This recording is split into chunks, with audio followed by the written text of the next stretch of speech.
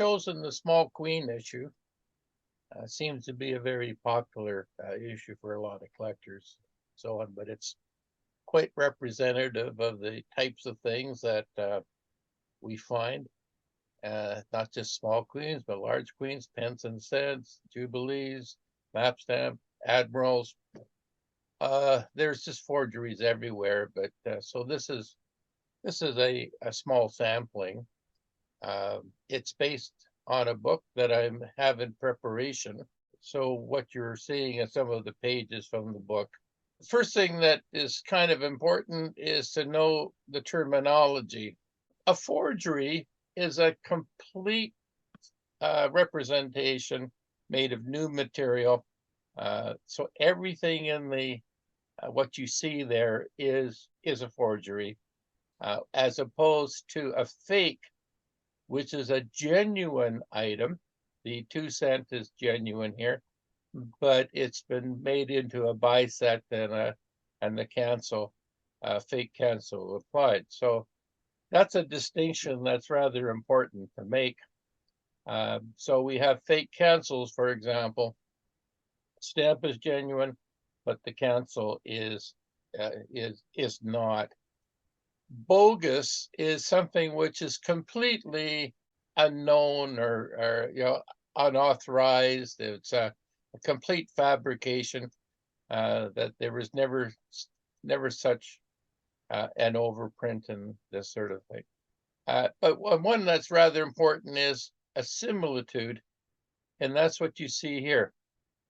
Similitudes are illustrations used for a variety of purposes, and they could be illustrations in books, catalogs, dealers' letterheads, you name it. And there was no intent to defraud anyone. But what often happens is somebody will take a similitude and make it into a forgery by cutting it out, changing the perforations or adding perforations or making it imperfect, adding cancels and representing it as something which is not. So similitudes are often used as a precursor to the forgeries themselves. So the issue is centering on the small queens, and I chose it just because it's such a popular issue, and there is a lot of interesting material that people aren't aware of. So I'm going to run through this part rather quickly, and what you see are similitudes that were used in a printed color album published by Heckler in Germany. And you see these on occasion. I noticed that eBay has, I think, similitudes of Italy from a Heckler album page. They're interesting because they're in color. Sometimes the color is not the actual color that the stamp was printed on, but they were completely drawn images. They don't represent anything dangerous. Collectors find them interesting. And what we often try to do is when we find a similitude that's been cut out, perforated or whatever, we try to find where did it come from. So I'm running through the various issues of the small queens, and these are similitudes and forgeries made from the similitudes. So there's the half cent, a different one, 3 cent,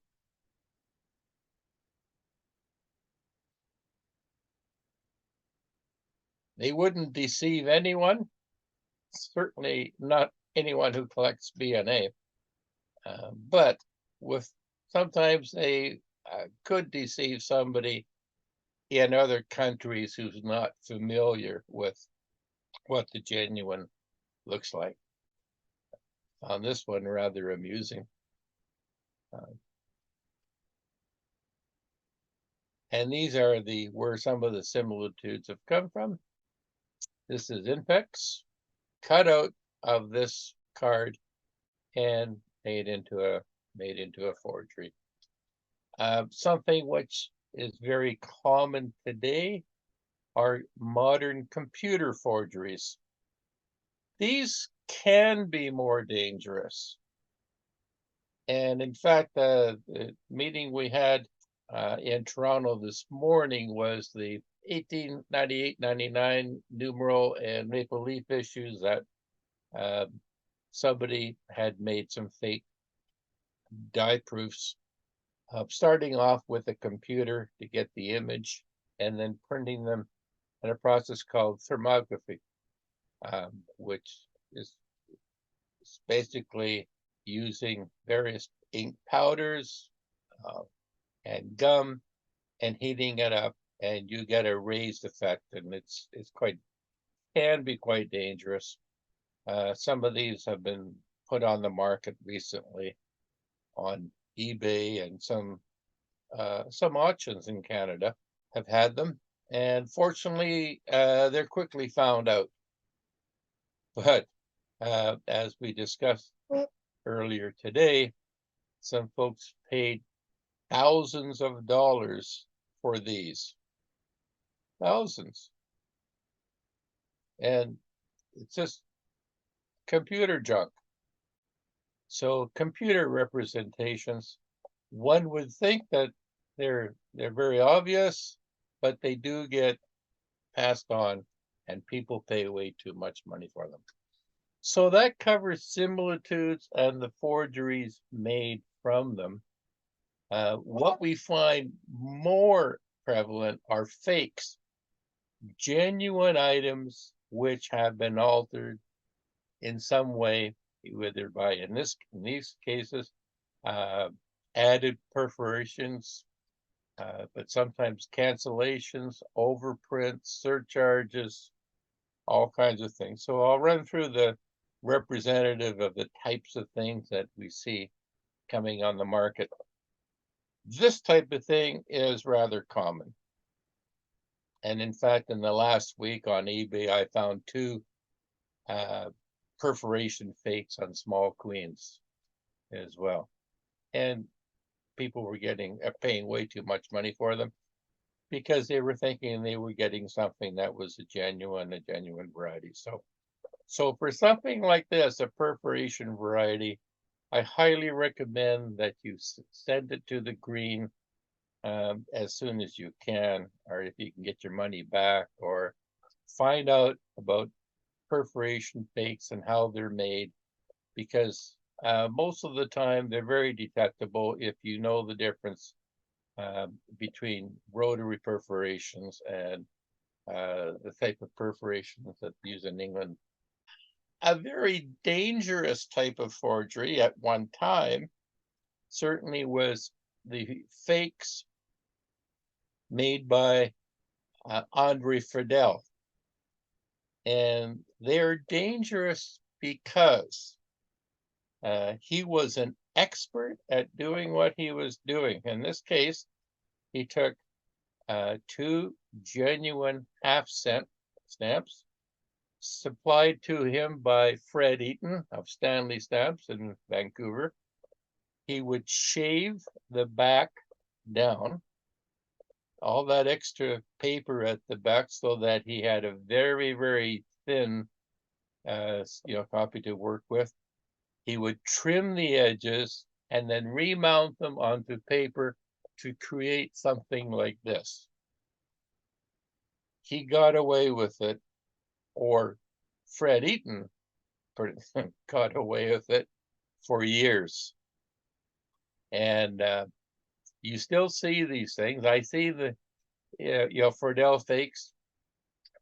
He was involved in making fakes of U.S. issues as well. And I see, more of the time I see fakes of U.S. issues than I do of VNA now, because it's interesting. A Friedel fake like this sells for a lot of money because it's high interest among collectors of fakes and forgeries, because he did it so well. And I did produce a book on Friedel's B&A forgeries and another book on his world and US forgeries. And by world, Netherlands, England, Australia, quite a few different countries. He produced these imaginary things. This is very, very common. I would say never accept a fake imperforate as a single. It has to be a multiple, because this is so easy. Somebody, there are a number of jumbo margin copies out there, and all somebody has to do is take a pair of scissors, trim them down, and they think they've got something that is going to sell for a lot of money. And unfortunately, they're correct. Some of them do sell for a lot of money. So be careful and only accept a fake imperforate if it's a multiple. Here's a good example of a dangerous Friedel fake. This is dangerous. Somebody seeing this cover in a dealer's box or a burst and so on says, wow, Pugh and others say you should only accept imperforates if they're a multiple. Well, here's a multiple. Not only is it a multiple, but it's on cover. And look at the cancellation. That Windsor cancellation is genuine. And the bar cancellation is genuine. The cover itself is, the paper, the address, everything is genuine. But as an imperforate, it's a fake. A very dangerous one. This is why it's so important to be aware of some of these better made fakes and how dangerous they could be. And if you get something like this, send it to the green. Or myself, I do expertization well, but you guys are in Toronto and the green's there, so send it to the green. They know what to look for. They have my books, so they know exactly what Friedel did. But look at the difference between the intensity, the darkness of the bar cancel, and then you get into this part here. Friedel added that part to make the continuous cancellation. So what he did is he took a genuine strip of 3, thinned down the backs of all of them. So they were very thin, and they trimmed the edges and then remounted them onto another paper as close to what the genuine paper was, but he got it wrong most of the time, especially with the large queens, because if you collect large queens, you know how important the different papers at different printings at different times is. Okay, whether it's vertical wove and horizontal wove and all these various papers. Well, for April 93, what we do is we compare the papers and the ink shades of genuine stamps in our reference collections for 1893 April and thereabouts, and understanding that it's a stamp could be in a post office drawer for some time without being used. But we take that into consideration. But this is the dangerous part. This part here, Friedel added when he pasted these together. What a clever boy he was. May I ask a question? You may. Thank you. This is Louis. Yep. If I understand correctly, this cover was put in the mail by Friedel himself. No. Ah. He took a genuine cover provided by Fred Eaton, who was his supplier of material to work with. The genuine cover had a strip of 3 perforated Okay. stamps on them. He removed the stamps, and then he did his faking. Okay, and Okay. he did that. This was his modus operandus, and so on. He did this as quite often. So that's the tricky part, because the address, you could check out the address, it's right, and the sender is right. The cancellation, the Windsor, checks with the proof book and whatever is right. Everything is right except that it's not an imperforate. Okay. So the cancellations he had to add as well No, the cancellations were on the on the cover that he stamps. received from Fred Eaton. Okay. Okay, the Windsor, Ontario part. Yeah. On the cover and on the stamps, those are genuine. But the area that he faked was between the stamps. This Yeah. area. Yeah. Okay. This is his, Yeah, I get and this that. is his in here. Yeah. Yeah. So he made the imperforate, and again, Friedel, he's a fascinating person, and he did not do this to deceive anyone. No, Fred Eaton took it, though. His works, and Fred Eaton deceived as many as he could with this. Fred Eaton was the most prolific faker and seller of fakes in Canadian philatelic history. He made tens of thousands of fakes, and he got away with it. In what era did Eaton and Friedel live? The 1950s. So Yeah, what was Friedel became Friedel's motive? acquainted with Fred Eaton Sr. in the late 40s, and his early dealings with Stanley Stanford with Fred Eaton Sr. And later on, it became changed over to Fred Eaton Jr. and other folks. Unfortunately, some people that belong to BNAPs were involved in this fraud as well. I highly recommend you get a copy of my book on Fred Eaton and Andrew Friedel forgeries. I think it's number 17 in the series.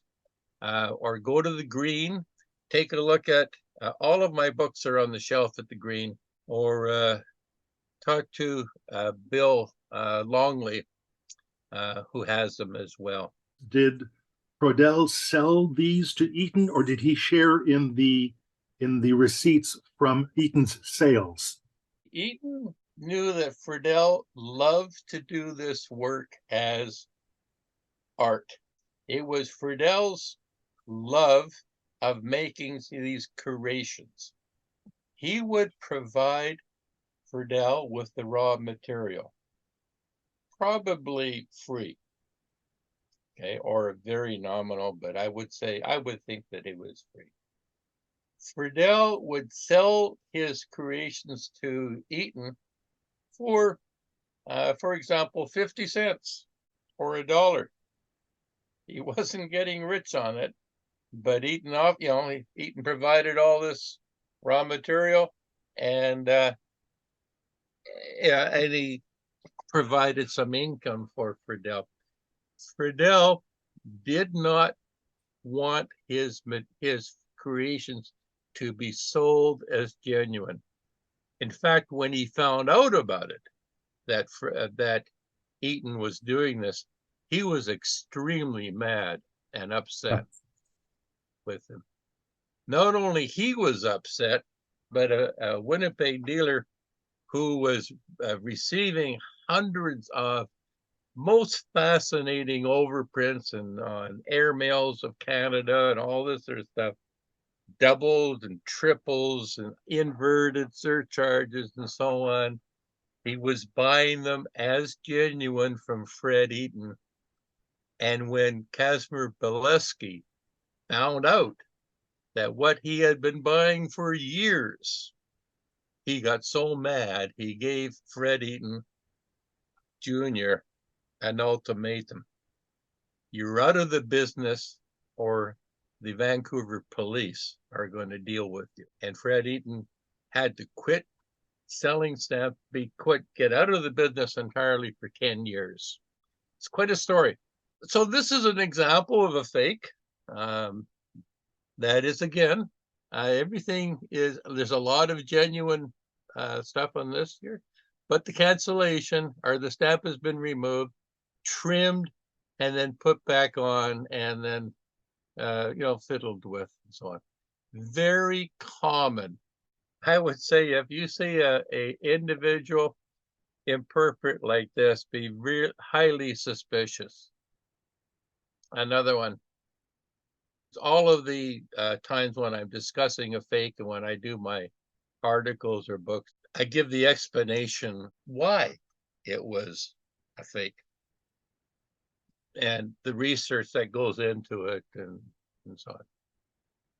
And there is a lot of research, and sometimes I work up an item for days or weeks until I've nailed it down.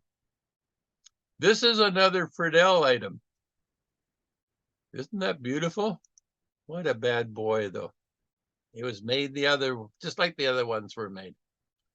Okay, well, these are very common, fake biceps.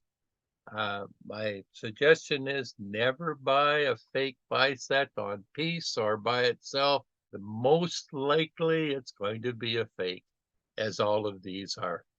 And I see these all the time on eBay in other places. If you have something like this, and it's even on cover, I would highly recommend you send it to the green. We've been able to nail down the makers of some of these. It's no surprise that these ones from Halifax are attributed to Henry Heckler, Canada's first stamp dealer, and who loved to make philatelic items and pass them through the post office. The cancellations are genuine, but these are purely philatelic that he would make. You just have to be aware of that. And this is an example of another Heckler. It's philatelic usage. And the reasons that it's not correct is at the bottom. This is a beautiful one here. It would fetch a lot of money at auction. A nice 2-cent Queen Bicep to Ireland. We love postal history. We love transatlantic covers. We love all that sort of stuff. Hugo provided that one for me. It's a fake. Again, just because it's worth a lot of money, it's on cover, it's whatever, doesn't mean that it's genuine. I don't want to discourage people from collecting stamps here. I mean, but this is an awareness thing more than anything. And so I'll go on and try to move past some of these. There's a 6-cent, nice cover, but it's a fake. You have to be careful. A lot of cancellations got in the hands of collectors and dealers instead of being destroyed, and they're used to make all kinds of fakes. A nice 6-cent. And the reasons for it, that it's a contrived cover. So I find the stories about why these covers are a fake is just as interesting as nailing down that they are fakes and so on. I mean, the who's doing it and why they're doing it and how they're doing it. And that's what drives me, I think, is it's a whodunit. How do they do it? So if you saw that on auction, nice one. And quite often, as I see in this thing here, and this is representative of most of the stuff, quite often it's not one problem that will condemn an item. Sometimes if it's really blatant, it can be. But quite often, it's a series of flags. And I generally have a standard of, if I get 3 flags that this is not right for 3 different reasons, then I usually determine that it's a fake. If I only have one flag, that's a little different because, things happen. And if you even like when the general use of stamps and how they're canceled and how they're printed and all this sort of stuff, it doesn't go right every time. Things happen. And so you get genuine errors and problems and what have you. So you get things that you have to be careful of condemning something because of only one factor. One flag is usually not enough. And I have seen in a number of instances where I've seen something which has been given a bad cert. And after I've examined it and examined it again, I find that it's not bad at all. It has problems maybe and flags. You have to be careful. And for BNA, I quite frankly do not trust the expert committees outside of Canada. Well, there's only the Green and myself, I think. I don't know of any others that do expertization. But and they're very fine committees, the philatelic, the APS, the BPS, the Royal of London, and for world stamps and US stamp, they get it right generally most of the time. But I've seen many, many problems when it comes to BNA. So again, I highly recommend the Green. Those are some samples of the postal history stuff. The other types of faking we get a lot of are these overprints and surcharges. Things which are just, who made them? Well, Henry Heckler made some of these, and Fred Eaton made some of these, and others are made by other folks we don't know. But these, I'm just going to run through quickly because I don't want to take up too much of your time with this. These are samples of fake surcharges and overprints. They fall into that category of bogus.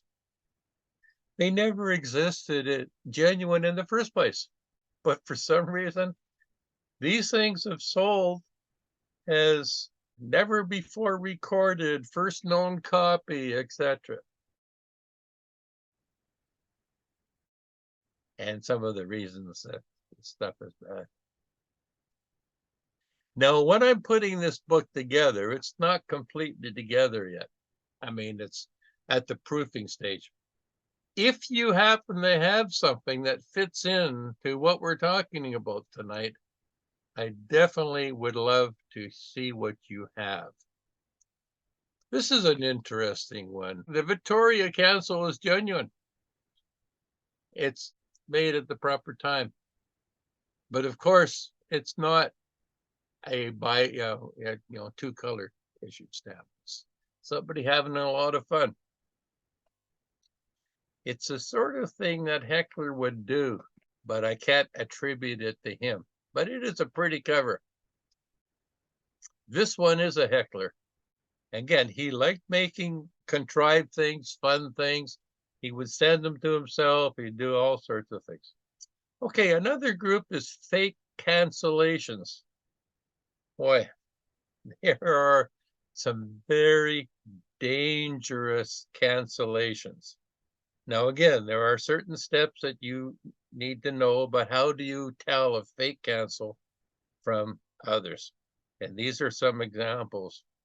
Okay, I'm writing a book right now on the Ottawa Crown cancels. These are all fakes. There's a lot of them. There are 5 genuine types.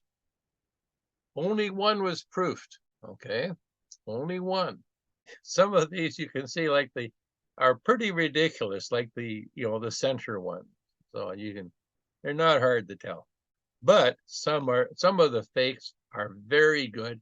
And here's an example of a very good fake. Here. This is Eric Norden. Now, he's another story. I could do a whole session on Eric Norden fakes. What Norden did is he copied genuine cancels and had them commercially made. These are two fake crown cancels, and they match exactly the proofed copy of the Ottawa crown. Such a bad boy. Some various cancels uncover. It's a lot of those. And these are fake BC cancellations. Now, there are two genuine BC cancellations. Only one was proofed. And Norden took the proofed one and did what he did with the Ottawa one and had a commercial company in Winnipeg make these fakes, and they are very good. The ink is wrong. It's a rubber stamp impression, but sometimes brass impressions look like rubber stamp impressions, so it's a flag.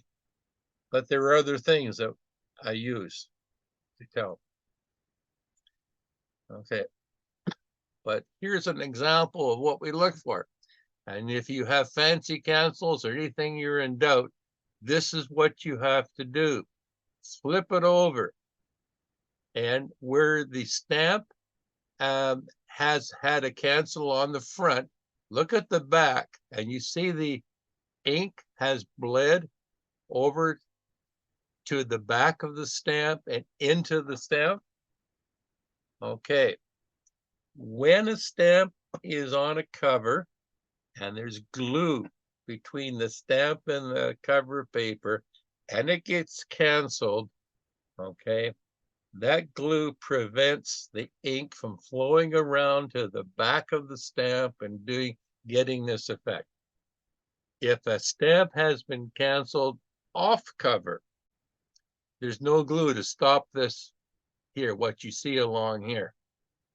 And that's one of the strong flags that you would have that is a fake cancel. And we're not talking just Norden fancy cancels and small queens. We're talking about any kind of cancel in Germany, England, Botswana, or whatever. You look for the same thing. But Norden was a really bad boy.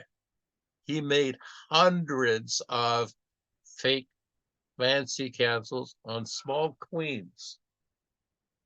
I did write a book about them. It's at the Green.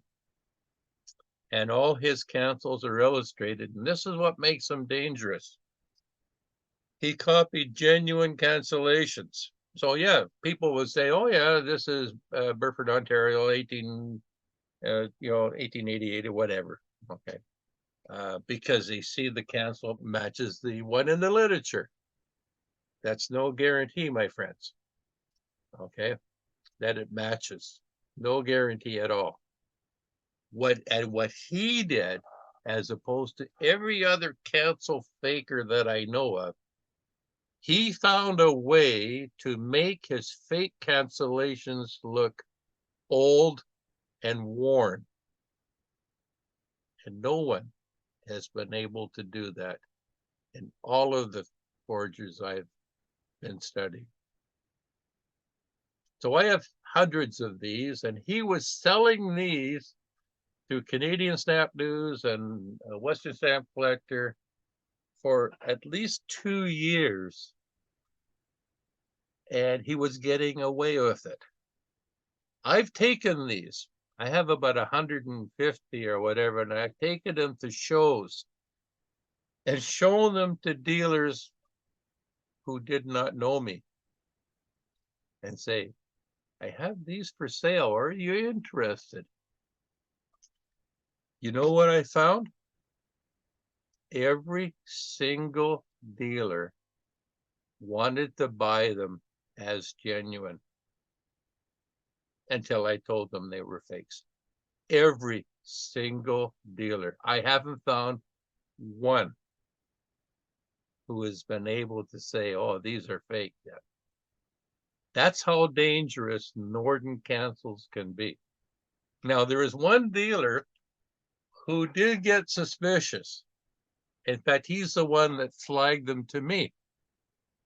Hank Norden. I tell you, he knows his stuff.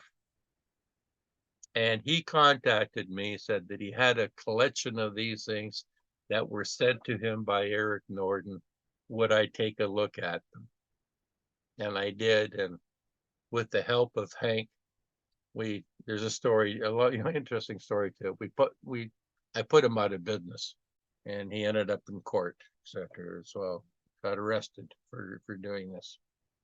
But very dangerous material. You have to know that this is out there and what to look for. And it's not fancy cancels, just only fancy cancels. It could be cancels for anything of any country. These are, I believe, Fred Eaton fakes as well. And where I first found them was on remainders of Prince Edward Island.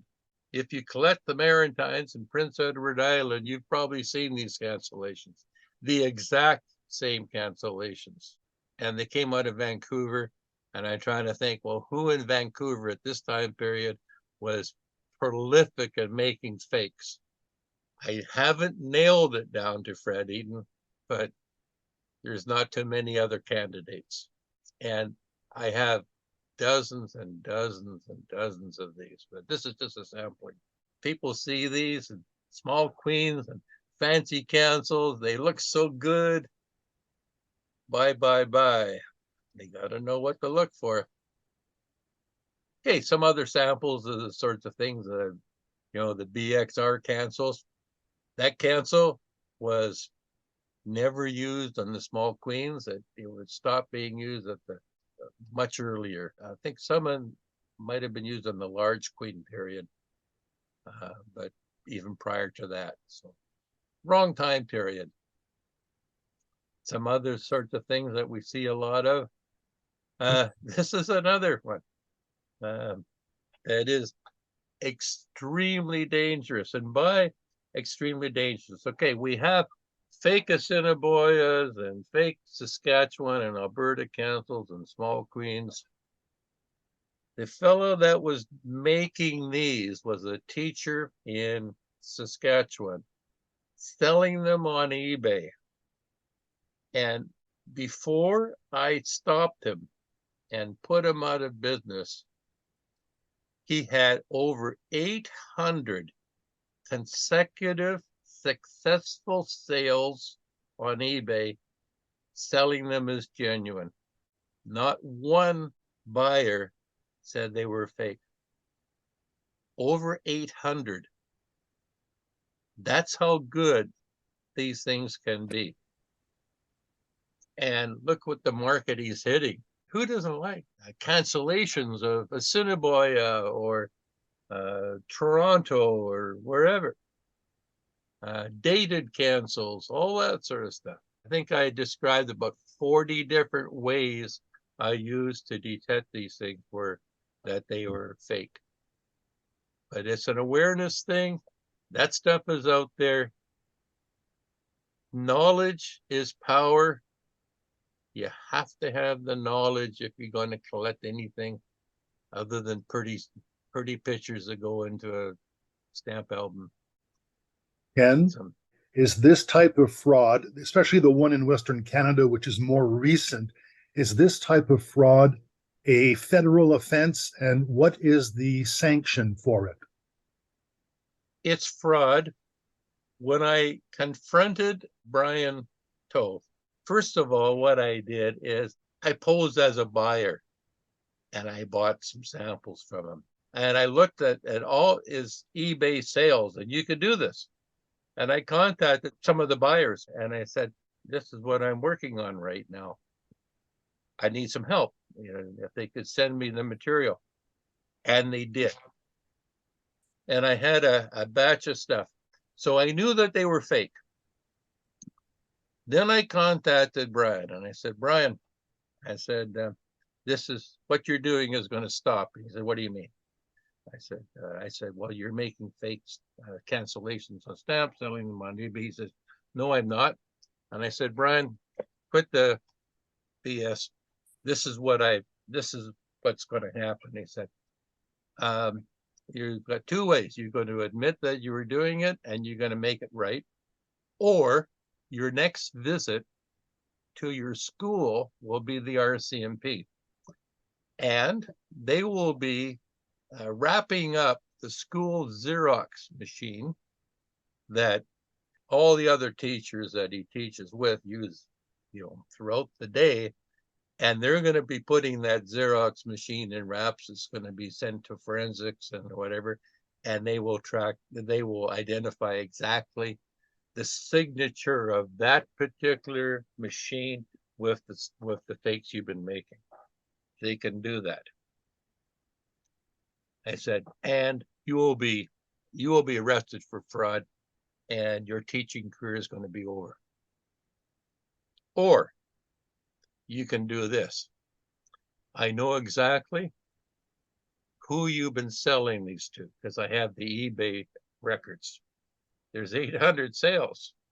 And I said, you're going to contact every buyer and you're going to give them back what they paid you and a little bit of extra for the trouble. Okay. The stamps are not going to come back to you, Brian. They're going to go to me because I'm going to use them to write a book on how these things were made and how to identify them. And that material will eventually end up in someplace safe. That's a good example would be the green or whatever. And so you're not going to get them back, but you're going to pay back everybody. And if you do that, I said, Brian, I said, I've been talking to the RCMP, and the RCMP went along with this. They were not going to prosecute him if he made good. And he made good on just about all of them, all of the sales except one or two. And I gave him a couple of years to, for this to happen. And I was I think in your club meeting when I was giving a talk. One of you came up to me at the end of the talk as I talked about this. That person told me that he had some fakes from this Saskatchewan dealer. So we discussed that. He sent me the stamps. They were fakes. Brian did not contact them, did not offer to buy them back, etc., or compensate him. So because one of the deals, because I said I wouldn't go to the RCMP, but I would keep your name out of it. It's not in the book, but it's in my talks afterwards because he didn't fulfill his promise 100%. And so that's what we knew Brian Toe made these things. Okay. And, but he avoided the RCMP arresting him because he did compensate most of the buyers. And just some more types of things that we see. Bogus markings. We see these quite often, these crown things from the child set. Littlefield fakes is another one. There is some fellow, Ron Smith, has done a lot of research on these, similar to Eric Norden, but not as prolific.